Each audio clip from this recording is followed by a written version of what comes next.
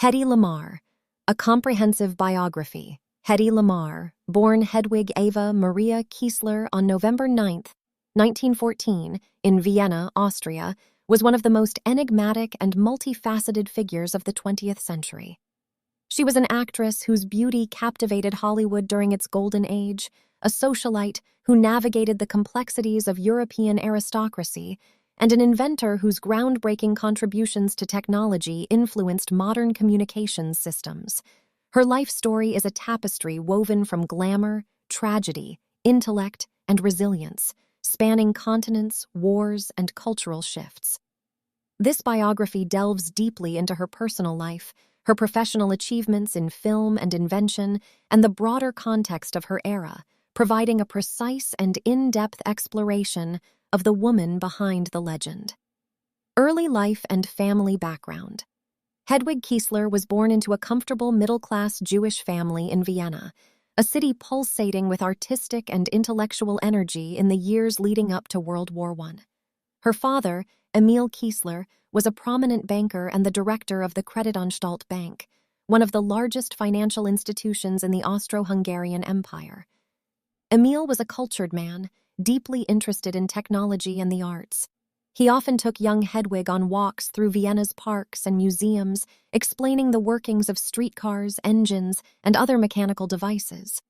These early exposures ignited a spark of curiosity in her about how things functioned, a trait that would later define her inventive spirit. He encouraged her to think beyond conventional boundaries, fostering an environment where questions were welcomed and exploration was rewarded. Her mother, Gertrude Trude Kiesler, née Light, was a pianist and a sophisticated woman from a Catholic family. Trudy had studied music in Budapest and performed in salons across Europe before marrying Emil. Though the family was secular Jewish, Trudy converted to Judaism upon her marriage, and religion played a minimal role in their household. Instead, the Kieslers emphasized education, culture, and social graces. Hedwig, often called Hedy by her family, was an only child, doted upon and given every opportunity. From a young age, she displayed a precocious intelligence and a striking beauty that turned heads even as a toddler.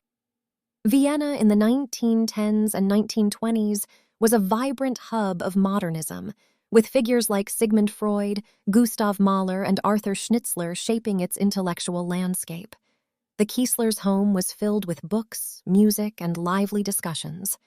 Hedwig attended private schools, where she excelled in languages, mathematics, and the arts.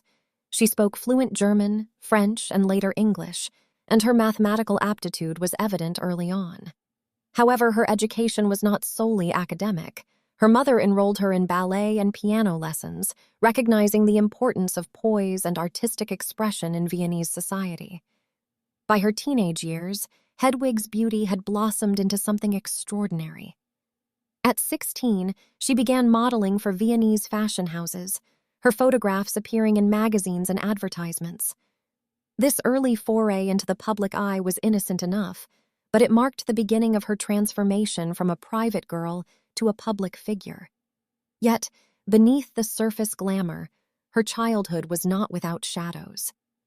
The rise of anti-Semitism in Austria during the interwar period cast a pall over her family's security, though they remained insulated by their social standing for many years. Education and early interests. Hedwig's formal education included time at the prestigious Theresianum, a school known for educating the elite of Viennese society. There, she studied history, literature, and science, but her true passion lay in understanding the mechanics of the world around her. Influenced by her father's fascination with invention, she devoured books on engineering and attended lectures on emerging technologies. She was particularly drawn to the idea of wireless communication, a field still in its infancy, sparked by her observations of radio broadcasts and early film screenings.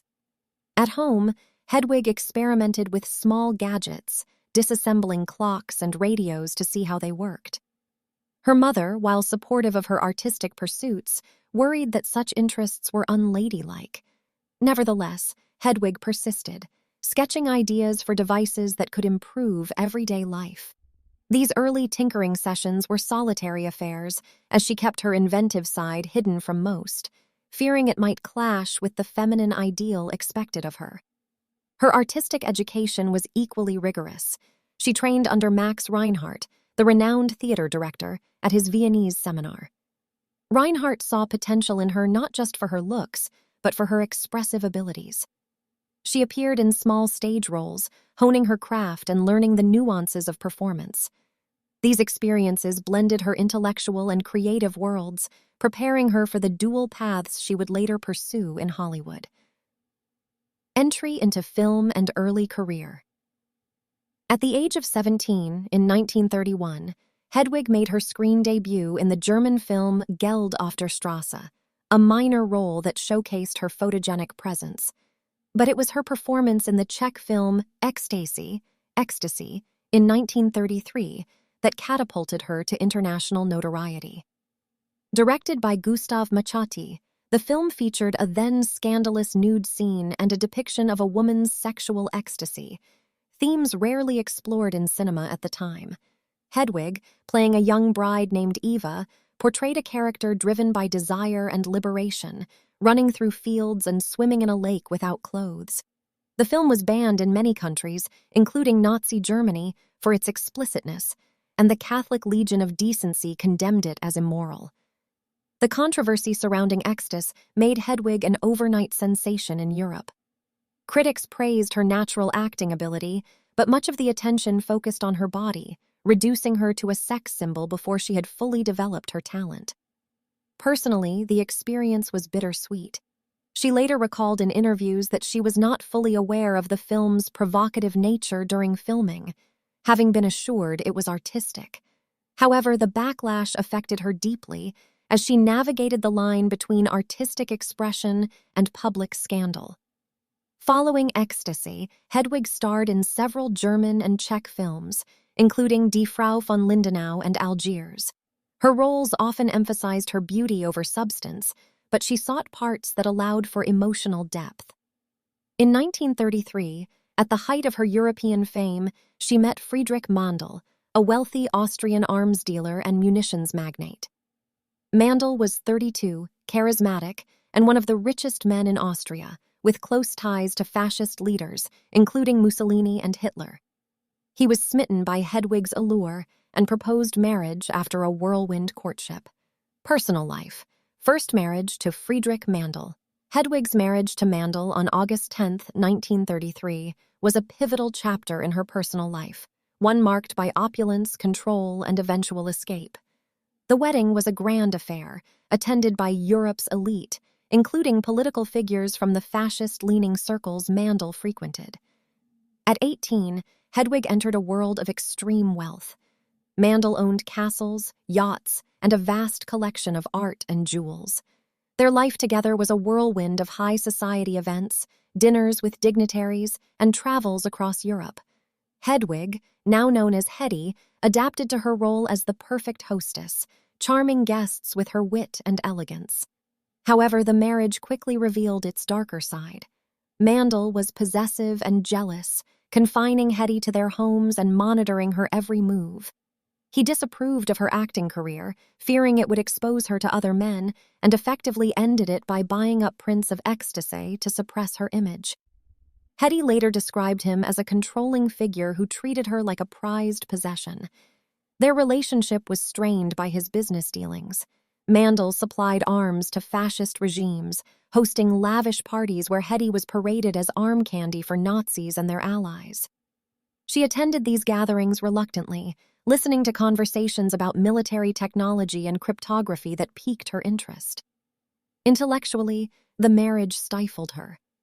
Mandl, despite his wealth, was no intellectual match, and he discouraged her from pursuing her inventive ideas.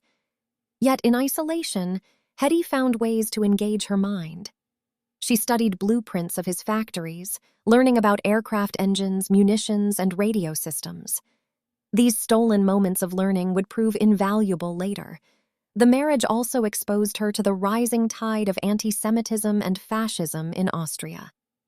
As a Jewish woman, Hedy felt increasingly unsafe, especially after the Anschluss in 1938, when Austria was annexed by Nazi Germany. The union produced no children, and by 1937, Hedy could no longer endure the constraints.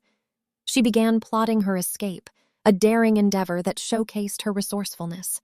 In 1937, disguised in a maid's uniform, she fled Mandel's estate in Vienna and made her way to Paris.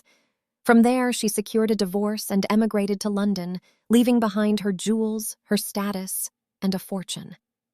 The escape was not just physical but symbolic, marking her break from a life of gilded captivity toward one of independence, life in London and arrival in Hollywood. In London, Hedy reinvented herself. She was 23, beautiful, and determined to resume her acting career.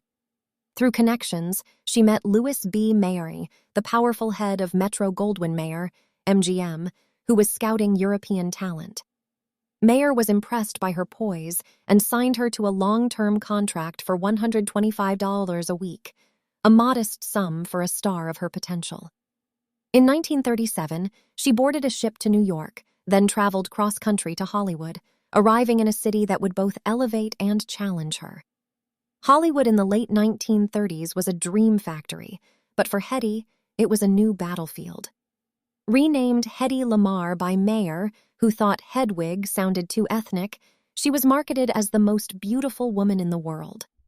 Her debut film for MGM was Algiers, 1938, a remake of the French classic Pépé le Moko, where she played Gabby, the love interest to Charles Boyer's jewel thief. The film was a hit, and Hedy's exotic allure, her dark hair, piercing green eyes, and Viennese accent made her an instant sensation. Critics raved about her chemistry with Boyer, though some dismissed her as merely decorative. Personal life in Hollywood, settling in and social circle. Upon arriving in Hollywood, Hedy rented a modest apartment in the Hollywood Hills, a far cry from Mandel's palaces but a space of her own. She was single, divorced, and navigating a town rife with gossip and expectations. Her social circle quickly expanded to include other European exiles like Marlene Dietrich and Erich Maria Remarque, as well as American stars such as Judy Garland and Clark Gable. She attended premieres, parties, and studio functions, always the picture of elegance in gowns designed by Adrian and Travis Banton. Yet personal life was not without struggles. The divorce from Mandel had left her financially strained, and MGM's contract limited her creative input. She yearned for roles with depth, but the studio typecast her as the glamorous foreigner. Off-screen, Hedy was lonely, missing her family in Austria, who faced increasing peril under Nazi rule. She sent money when she could, but communication was difficult. Her beauty, while an asset, isolated her. Men pursued her aggressively, seeing her as a trophy, while women envied her looks. In 1940, Hedy began a romance with actor John Loder, a British aristocrat known for roles in Bulldog Drummond films. They met at a Hollywood party and bonded over their shared European roots. Loder was charming, sophisticated, and supportive of her ambitions. Their relationship progressed quickly, fueled by the wartime atmosphere that brought people together amid uncertainty. Film career, rise to stardom. Hedy's film career in the early 1940s solidified her as a leading lady. In Boomtown, 1940, she starred opposite Clark Gable and Spencer Tracy as Betsy Bartlett, a sharp-witted woman caught in a love triangle. The film grossed millions and showcased her ability to hold her own against heavyweights. She followed with Comrade X, 1940, a comedy with Gable, where she played a Russian streetcar conductor turned spy. Though the role was comedic, Hedy infused it with intelligence, hinting at her real-life savvy. Her most acclaimed performance came in Lady of the Tropics, 1940, but it was I Take This Woman, 1940, that frustrated her. Reshoots delayed its release, and she clashed with director W.S. Van Dyke over creative differences. Despite such setbacks, Hedy became a box office draw. In 1941, she starred in Come Live With Me, a romantic comedy with James Craig, and Ziegfeld Girl with Judy Garland and Lana Turner, playing a showgirl whose ambition leads to tragedy. Her dramatic turn in the latter earned praise for its emotional range. Head's White Cargo, 1942, was controversial, portraying her as 𝗟𝗘𝗗𝗑𝗬, a seductive native woman in Africa. The role relied on stereotypes, and Hedy later regretted it, feeling it perpetuated racial caricatures. Nevertheless, it was a commercial success. Throughout these years, she balanced her career with personal growth, taking acting lessons from Stella Adler's methods to deepen her craft. Personal life, marriage to John Loder and motherhood. On January 1, 1943, Hedy married John Loder in a quiet ceremony at her Hollywood home. At 28, she sought stability amid the chaos of World War II. Loder, 13 years her senior, provided that, and their union was seen as a perfect match by the press. They honeymooned briefly before Hedy returned to work. The marriage brought joy. In 1944, Hedy gave birth to their son, Anthony Loder, after a difficult pregnancy. Motherhood transformed her. She spoke tenderly of cradling her baby, finding a sense of purpose beyond the spotlight. Life as a new mother was a juggling act. Hedy hired nannies but insisted on being hands-on, breastfeeding and singing Viennese lullabies to Anthony. Her home became a sanctuary, filled with toys and books. Yet, tensions arose. Loder, accustomed to a bachelor life, struggled with domesticity, and Hedy's demanding schedule strained their bond. Publicly, they were the ideal couple, attending war bond rallies together, but privately, resentments built. Loder felt overshadowed by her fame, while Hedy chafed at his traditional views on gender roles, wartime contributions, and invention. World War II profoundly shaped Hedy's personal and professional life. As news of the Holocaust reached Hollywood, her concern for her parents intensified. In 1939, they had fled Vienna for the United States, settling in New York thanks to her financial aid. Reunited, the family shared stories of loss. Many relatives had perished in concentration camps. This tragedy fueled Hedy's patriotism. She became an active supporter of the Allied cause. In 1940, she co-founded the War Bond Committee with Anita Louise, selling kisses for $25,000 bonds at rallies. Her efforts raised millions. At one event, she sold $3 million in bonds in a single evening. She also entertained troops through the Hollywood Canteen, performing sketches and dancing with soldiers. These activities were more than publicity. They were personal acts of defiance against the regime that had upended her life. It was during this period that Hedy's inventive genius emerged. Frustrated by news of U-boat attacks on Allied ships, she discussed the problem with composer George Antheil, a friend from Hollywood's avant-garde scene. Antheil, known for his ballet mécanique with synchronized player pianos, suggested applying piano mechanics to radio frequencies. Together, in 1941, they developed the secret communication system, a frequency-hopping technique to prevent jamming of torpedo guidance signals. The invention used a piano roll mechanism to synchronize shifts across 88 frequencies, inspired by Antheil's music. Hedy, drawing from her time with Mandel, understood radio vulnerabilities. They filed a patent on December 11, 1941, just days after Pearl Harbor. The U.S. Patent Office granted it as number 𝗚𝗘𝗏𝗛𝗡 in 1942.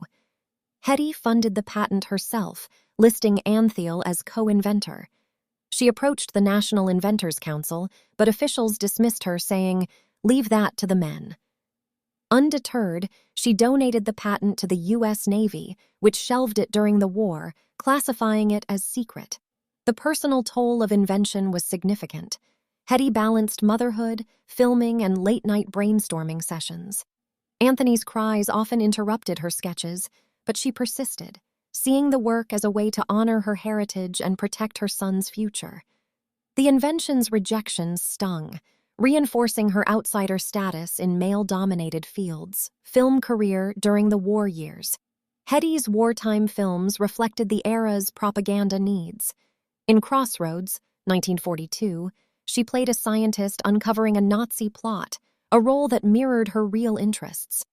The film, co-starring William Powell, allowed her to portray intelligence, a rarity for her.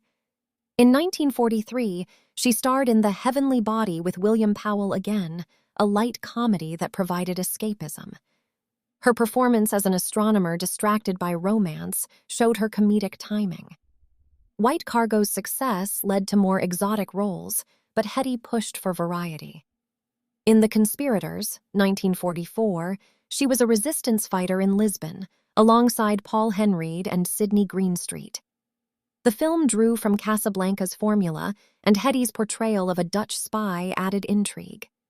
That year, she also appeared in Experiment Perilous with George Brent, a psychological thriller where she played a woman entangled in murder and madness. Critics noted her growing depth, though studios still prioritized her glamour. By 1945, as the war ended, Hedy reflected on her contributions. The invention, though unused in time for D-Day, gave her quiet pride. Personally, the war years strengthened her resolve. She became more outspoken about Jewish issues and women's roles, quietly supporting Zionist causes. Personal life, strains in marriage and divorce. The end of the war brought personal upheaval. Hedy and Loder's marriage, strained by 4 years of separation due to his military service and her career, crumbled. Loder returned changed, more distant, and arguments over Anthony's upbringing escalated. Hedy wanted him raised with European sophistication, while Loder favored American normalcy. In 1947, they divorced, citing irreconcilable differences.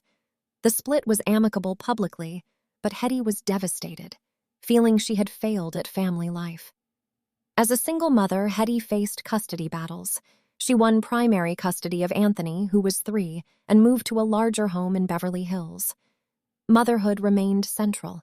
She attended his school events, taught him piano, and shared stories of Vienna. Yet the divorce left her wary of relationships. She dated casually, rumors linked her to Howard Hughes and George Montgomery, but focused on stability.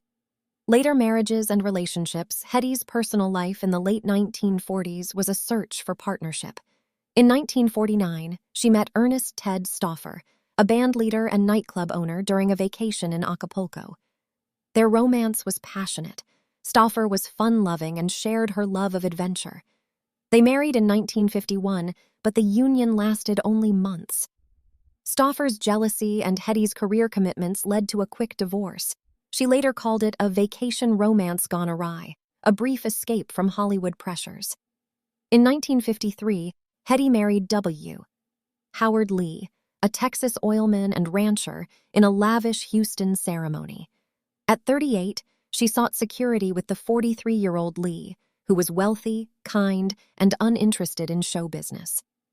They settled on his 375,000-acre ranch near San Antonio, where Hedy embraced ranch life, riding horses, gardening, and raising cattle. The marriage brought a second child, daughter Denise, born in 1954 after fertility struggles. Hedy adored motherhood again, baking bread and sewing clothes for Denise, finding joy in domesticity. However, Hollywood called. Hedy commuted for films, straining the relationship. Lee preferred privacy, while she craved the spotlight. Arguments over her career intensified, and by 1956 they separated. The divorce in 1960 was bitter, with Hedy accusing Lee of infidelity and him claiming her extravagance ruined him. She received a substantial settlement, including the ranch, but the split wounded her. At 45, with 2 teenagers, she felt adrift. Her final marriage was to Louis J. Boys, a lawyer, in 1963. They met through mutual friends, and Boys, 18 years younger, offered companionship.